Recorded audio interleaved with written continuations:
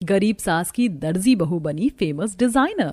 आरती अपनी माँ दामिनी के साथ अपने छोटे से घर में बैठी थी और उसकी माँ सिलाई मशीन पर उसका शादी का लहंगा सिल रही थी। मुझे क्षमा कर दे आरती बेटी कि मैं तुझे नया शादी का जोड़ा भी खरीद कर नहीं दे पा रही हूँ। माँ, आप फिर शुरू हो गए। अगर आप बार बार ऐसे मायूस होगे ना तो मैं शादी ही नहीं करूंगी। देखना बिटिया, मैं तेरा ये शादी का जोड़ा इतना अच्छा सियूंगी ना कि पूरी दुनिया देखती रह जाएगी। और मैं इस लहंगे पर ऐसी नक्काशी करूंगी कि हर कोई इस लहंगे की डिजाइन देखता रह जाएगा। 8 दिन बाद आरती की शादी है और दामिनी के पास इतने भी पैसे नहीं थे कि वो अपनी बेटी के लिए शादी का लहंगा ला सके। इसलिए दामिनी अपने हाथ से शादी का जोड़ा सिल रही थी और आरती बाकी के कपड़े पर सितारे मोती चिपका रही थी। और 8 दिन बाद आरती की शादी एक गरीब लड़के अमित से हो जाती है और आरती पड़ोस के गांव में अपने छोटे से ससुराल में आती है, जहां उसकी सास नंद, मेनका, साक्षी, जेठ जेठानी कविता, अजीत, कविता का बेटा महेश और अमित ये सब उसका गृह प्रवेश करवाते हैं। और अब अगले दिन जब बाहर वाले कमरे में बैठकर आरती खाना बना रही थी और सास के साथ पति बैठकर अचार भरवा रहा था डिब्बे में, तब कविता और अजीत आते हैं। देवर जी, आपने 2000 रुपए कहाँ खर्च किए? भाभी, वो दोस्तों में खर्च हो गए। क्या तूने 2000 रुपए दोस्तों में खर्च कर दिए? देखिए माँ, कमाई तो ये एक पैसे की करता नहीं है और ऊपर से पैसे से बर्बाद और कर रहा है। कोई नहीं बेटा, शादी ब्याह में हो जाते हैं पैसे खर्च। मेरा अचार बिकेगा तो मैं तुझे दे दूंगी पैसे। महीने में 1-2 किलो अचार तो आपका बड़ी मुश्किल से बिकता है। आप कहाँ से दोगी हमें इतने पैसे? इतनी मेहनत से हम कपड़े बेचकर पैसे कमा रहे हैं, इस घर का खर्च उठा रहे हैं और आप सब ऐसे फालतू में हमारे पैसे उड़ाते जा रहे हो। भाभी, आरती कल ही यहाँ आई हैं, आप उनके सामने तो तमाशा मत कीजिए। ठीक है माँ जी, हम घर का किराया, बिजली का बिल ये दोनों भरेंगे। अब घर का राशन और बाकी के खर्च देवर जी और आपको करना होगा। अब तो देवर जी की पत्नी भी इस घर में आ गई है, तो अब कह दीजिए इन्हें कि ये कोई काम करके पैसे कमाएं। इतना कहकर कविता, अजीत और महेश बाहर चले जाते हैं। कविता, अजीत अपनी किराए की दुकान में बच्चों के कपड़े बेचने का काम करते हैं। 1000 बार कह कहकर थक गई हूँ मैं तुझे अमित कि कोई काम करके तू पैसे कमा बेटा। एक दिन तो ये होना ही था। मैं क्या करूं माँ, मुझे गांव में कहीं भी काम नहीं मिल रहा है। अब भाभी ने तो अपने मायके से पैसे लाकर भाई को कपड़ों का कारोबार खोलकर दे दिया, पर मेरे पास तो फूटी कौड़ी तक नहीं है। मैं क्या करूं? तभी साक्षी आती है। भाई, आप माँ के बनाए अचार को शहर ले जाकर बेचिए ना, वहाँ अचार बहुत बिकेगा। नहीं बिकता साक्षी, एक बार गया था ना मैं अचार लेकर शहर, 2 दिन तक घूमने के बाद भी पाव भर भी अचार नहीं बिक पाया था वहाँ। काश कि मैं पढ़ा लिखा होता तो आज मैं इस तरह बेरोजगार बनकर दर दर की ठोकरें नहीं खाता फिरता। अपने ससुराल की यह परेशानी देखकर आरती के होश उड़ जाते हैं। अमित सालों से गांव में काम तलाश कर रहा था। उसे काम तो बहुत मिलते थे पर वो ज्यादा दिन नहीं चलते थे। मेनका सालों से घर में अचार बनाती है और उन्हें गांव में बेचती है। कुछ दिन बाद आरती मेनका के साथ घर में अचार बना रही थी। माँ जी, हम अचार के साथ आलू के पराठे भी बेचते हैं ना। हमारे गांव में एक भैया हैं, वो अपने ठेले पर आलू के पराठे बेचते हैं, उनकी बहुत कमाई होती है। तभी एक महिला सुजाता मेनका के घर आती है। मेनका बहन, 1 किलो अचार दे दीजिए मुझे। हाँ, अभी देती हूँ। काकी जी, कल से हम आलू के पराठे भी बेचेंगे, तो अगर आपको कभी आलू के पराठे खरीदने हो तो आप हमारे पास आ जाना। ये तो बढ़िया बात है। वैसे भी घर पर जब मेहमान आते तो इन सब चीजों की जरूरत पड़ती ही है। मैं बाकी लोगों को भी ये बात कहूंगी। सुजाता अचार लेकर वहाँ से चली जाती है। काश कि मेरा अचार रोज ऐसे ही बिके तो हमारे ऊपर आई ये गरीबी जल्दी ही दूर हो जाएगी। मेनका का अचार बहुत ही कम बिकता था। अब वो घर से अचार के साथ साथ आलू के पराठे भी बनाकर बेचने लगती है। आरती घर काम के साथ साथ अपनी सास के साथ अचार भी बनाती है। कुछ महीनों बाद आरती अब गर्भवती हो चुकी थी। एक दिन अचानक दामिनी की मृत्यु हो जाती है, जिसके बाद आरती अपनी माँ की सिलाई मशीन अपने ससुराल लेकर आती है। और अगले दिन जब वो अपने कमरे में बैठकर अपना एक ब्लाउज सिल रही थी, तभी मेनका, साक्षी और अमित आते हैं। बहू, तुझे आता है सिलाई का काम? जी माँ जी, आती है, माँ ने मुझे सिखाई थी। अच्छा, मेरे पास एक कच्चा कपड़ा रखा है भाभी, आप मुझे उसका बढ़िया सा ड्रेस सी कर दीजिए ना। हाँ हाँ, क्यों नहीं। आरती, जब तुम सिलाई का काम करती हो तो तुम घर में सिलाई का काम करो ना। तुम्हें पता है इस पूरे गांव में केवल एक ही दर्जी है और वो भी इतना खड़ूस है ना कि क्या ही बताऊं। वो तो ठीक है अमित जी, पर मुझे तो यहाँ कोई जानता ही नहीं, फिर लोग कैसे आएंगे मेरे पास कपड़े सिलवाने। भाभी आप मेरा एक ड्रेस सी कर दिखाइए, फिर हम लोगों को आपका काम दिखाएंगे। तभी साक्षी कपड़ा लाती है और आरती उसी वक्त से कटिंग करने के बाद उसका ड्रेस बनाने में लग जाती है। और ऐसे ही 2 दिन बीत जाते हैं। और 2 दिन बाद रात का समय में जब सब बाहर वाले कमरे में खाना खाने के बाद बैठते हैं तो आरती साक्षी का एक बेहतरीन डिजाइन वाला ड्रेस रेडी कर लाती है, जिसे पहनकर साक्षी बहुत ही सुंदर दिख रही थी। वाह भाभी, कितना सुंदर सिया है आपने ये ड्रेस, और ये आस्तीन तो बिल्कुल नई डिजाइन की है। ऐसी डिजाइन तो रेडीमेड कपड़ों में भी नहीं आती। बहुत ही प्यारा ड्रेस सिया है तूने बहू। तभी कविता अजीत घर आते हैं।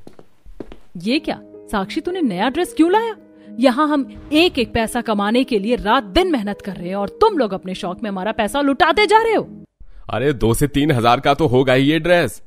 अरे भैया भाभी, ये ड्रेस मैं कहीं से खरीद कर नहीं लाई हूँ। ये ड्रेस छोटी भाभी ने अपने हाथों से सिया है। क्या आरती ने सिया? हाँ बहू, आरती बहू सच में बहुत होशियार है। देख कितना सुंदर डिजाइनर ड्रेस सिया है इसने। अब आरती बहू भी घर में सिलाई का काम करेगी और हमारी गरीबी जल्दी ही दूर हो जाएगी। यहाँ हमारे इतने शानदार बच्चों के रेडीमेड कपड़े नहीं बिक पा रहे तो इसके पास कौन आएगा कपड़े सिलवाने।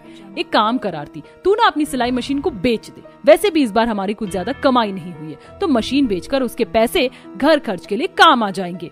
हाँ कविता ठीक कह रही है, वैसे भी वो मशीन हमारी कुछ काम की नहीं है। नहीं, मैं वो मशीन कभी नहीं बेचूंगी। वो मेरी माँ की आखिरी निशानी है। इस परिवार के लिए मैंने इतनी कुर्बानियां दी हैं। अपने मायके से पैसे लाकर अजीत को एक कारोबार खोल कर दिया, और तू इस परिवार के लिए एक मशीन तक नहीं बेच सकती। आप चाहे तो मुझे बेच दीजिए जेठानी जी, पर मैं मरते दम तक इस मशीन को अपने से दूर नहीं होने दूंगी। देख लो, ये होती है पराई औरत, जिसे अपने ससुराल की परेशानियों की कोई परवाह नहीं है। ससुराल वाले चाहे भूखा मरे, पर मायके की एक चीज भी ये बेचना पसंद नहीं कर रही। कविता बहू जाने देना, अब उसे नहीं बेचना है तो रहने दे। अच्छा, तो हम दोनों क्या इस घर में बस कुर्बानियां देने ही आए हैं क्या? बस अब बहुत हो गया। अगर इतनी सी परवाह है आपको अपनी बहू की, तो इसे कहिए अब इस घर का खर्च उठाए। अब हम इस घर में ना एक पैसा देंगे ना यहाँ रहेंगे। नहीं जेठानी जी, ऐसा मत कहिए। अगले दिन अजीत और कविता बेटे महेश को और सारा सामान लेकर उस घर से चले जाते हैं और सदमे में रोते हुए जहां आरती अपना सिर पकड़ लेती है वहीं मेनका भी बैठकर रोने लगती है। मुझे माफ कर दीजिए, ये सब मेरी वजह से हुआ है। अपनी बूढ़ी माँ और परिवार को छोड़कर अजीत अपनी पत्नी के साथ चला गया। अब कैसे जिएंगे हम, कैसे चलेगा हमारे घर का गुजारा? परिवार का गुजारा कविता और अजीत की कमाई से होता था, क्योंकि मेनका का अचार ज्यादा बिकता ही नहीं था। इसलिए दोनों सास बहू आलू के पराठे बनाकर बाहर पराठे और अचार बेचने चली जाती हैं। उनके पीछे से साक्षी की सहेली पायल आती है और वो साक्षी को देखती है, जिसने अभी भी वो रात वाली ड्रेस पहनी थी, और दोनों बैठकर बातें करती हैं। वाह, कितना सुंदर ड्रेस है तेरा साक्षी, कहाँ से खरीदा तूने? ये मेरी भाभी ने सिया है पायल। क्या तेरी भाभी ने? जा जा, क्यों फेंक रही है? ये तो रेडीमेड ड्रेस लग रहा है। अरे मैं सच कह रही हूँ बाबा, ये ड्रेस मेरी भाभी ने ही सिया है।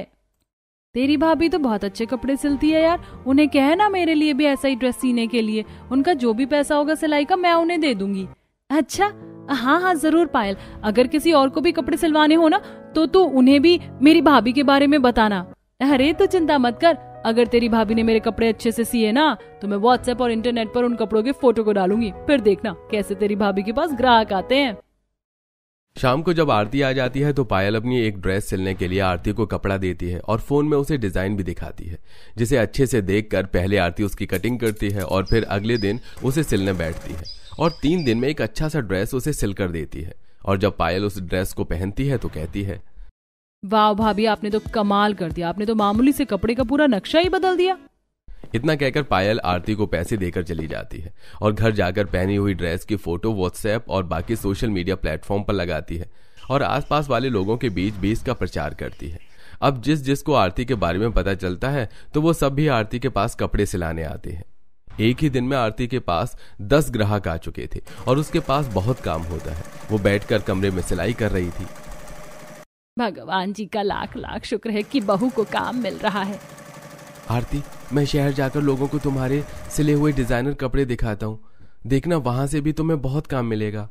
इतना कहकर अमित जाने लगता है। वाकई आरती सादे कपड़ों को भी अपनी कला से काफी शानदार बना रही थी। अब इसी तरह दिन प्रतिदिन बीतने लगे। आरती के पास हर बार अच्छे ग्राहक आने लगे। वो गर्भवती अवस्था में भी घर के काम के साथ साथ अपना सिलाई का काम भी करती है। एक शाम मेनका को एक शादी के लिए 10 किलो अचार बनाने का ऑर्डर मिलता है, तो वो आरती से जाकर कहती है, जो सिलाई कर रही थी, बहू मुझे कल 10 किलो अचार का ऑर्डर पूरा करके देना है। 15 दिन से मैं इसी पर काम कर रही हूँ। इतना बड़ा ऑर्डर पहली बार मुझे मिला है। पैकिंग करने में मदद कर, फिर उसके बाद पराठा भी बनाना है आलू के। कल तो उसका सामान रेडी करना है। माँ जी मुझे इस ड्रेस पर नक्काशी करनी है और कल ही ग्राहक को ये कपड़े चाहिए। कल शादी है उसके घर और ये कपड़ा भी काफी कीमती है। भाभी इस कपड़े पर मैं मोती चिपका देती हूँ, आप अचार बनाने में माँ की मदद कीजिए, क्योंकि माँ की तरह केवल आपको ही आता है अचार बनाना। ठीक है, पर ध्यान से चिपकाना मोती, क्योंकि ये ड्रेस पूरे 10,000 रुपए का है। सास के साथ जब वो बाहर वाले कमरे में अचार पैक करने बैठती है, तभी एक लड़की आरती के घर आती है। भाभी वो मेरा ड्रेस हो गया? नहीं, थोड़ा बाकी है, कल तक हो जाएगा वो कंप्लीट। अच्छा भाभी, ये मेरा शादी का लहंगा है, थोड़ा ढीला हो रहा है मुझे, तो आप कल तक इसे फिट कर दोगे? कल शादी के दिन मुझे इसे पहनना है। हाँ ठीक है, तुम इसे यहाँ बेड पर रख दो।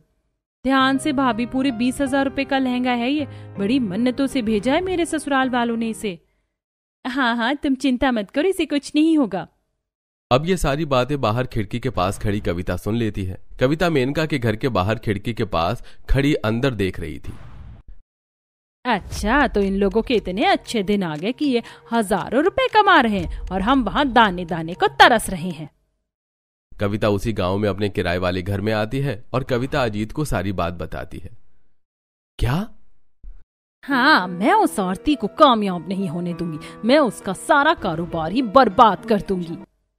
इधर आरती और मेनका अचार डिब्बों में डालकर रख देते हैं और फिर आलू के पराठे का सामान रेडी करते हैं, जिससे उन्हें रात का 1 बज जाता है।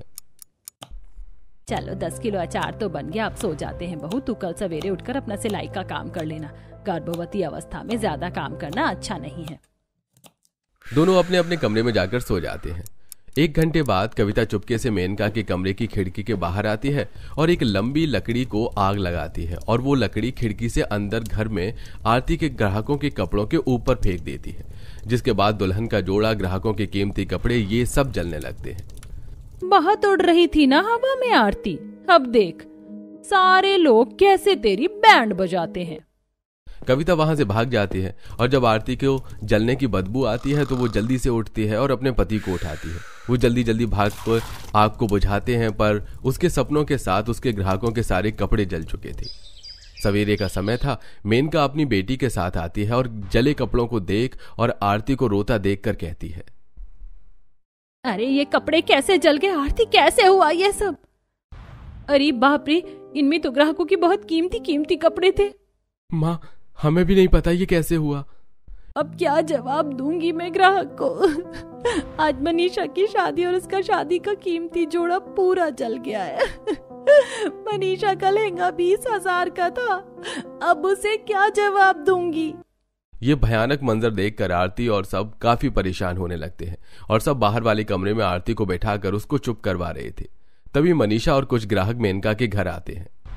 लाइए भाभी, मेरे कपड़े जल्दी दीजिए, घर पर सारे मेहमान आ चुके हैं और बारात भी आती ही होगी। बाकी ग्राहक भी आरती से अपने कपड़े मांगते हैं। सब ग्राहकों को देखकर खामोश थे। क्या हुआ भाभी, जल्दी दीजिए ना मुझे कपड़े। मनीषा मुझे माफ कर दो, तुम सबके सारे कपड़े जल गए।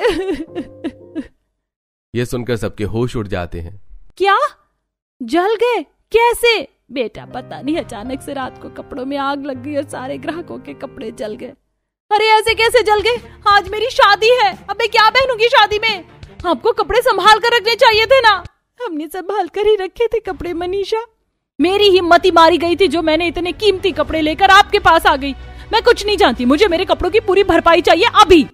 मनीषा और सब लोग बाहर जाते हैं और अपने सब एक साथ चिल्ला चिल्लाकर कपड़ों की भरपाई मांगने लगते हैं और खूब तमाशा करते हैं। फिर मेनका का परिवार भी बाहर जाता है उनको चुप करवाने, पर वहां अजीत, कविता भी आते हैं और अपने परिवार का पूरे गांव वालों के सामने मजाक बनते देखते हैं। इंसान की जितनी औकात हो ना, उसे उतने ही काम करने चाहिए। ज्यादा हवा में उड़ना भी इंसान को जमीन पर लाकर पटक देता है। 2 पैसे कमाने के चक्कर में लोगों का हजारों का नुकसान कर दिया इस आरती ने। अब कैसे भरपाई करोगे तुम लोगों के कपड़ों की? भीख मांगेंगे गांव में, और क्या। ये बातें सुनकर मेनका और सब खूब रोने लगते हैं। सारे ग्राहक गांव वालों के सामने काफी तमाशा कर रहे थे।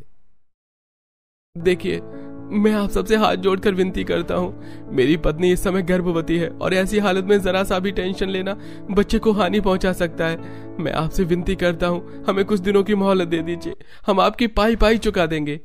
अमित और सब लोगों से हाथ जोड़कर मिन्नतें करने लगते हैं, जिसके बाद सब 10 दिन की मोहलत देकर वहां से चले जाते हैं। थोड़े समय बाद सब घर में बैठे थे। कविता और अजीत लोगों के सामने कैसा अपमान कर रहे थे हमारा। माँ, वो सब जाने दीजिए, पहले ये सोचिए कि हम इतने पैसे कहाँ से लाएं। घर देखो किराए का और पास में पैसा नहीं। 2 पैसे कमाने की कोशिश की थी और हजारों का नुकसान हो गया। ये सब मेरी वजह से हुआ है। ना मैं सिलाई का काम शुरू करती, ना ये सब होता।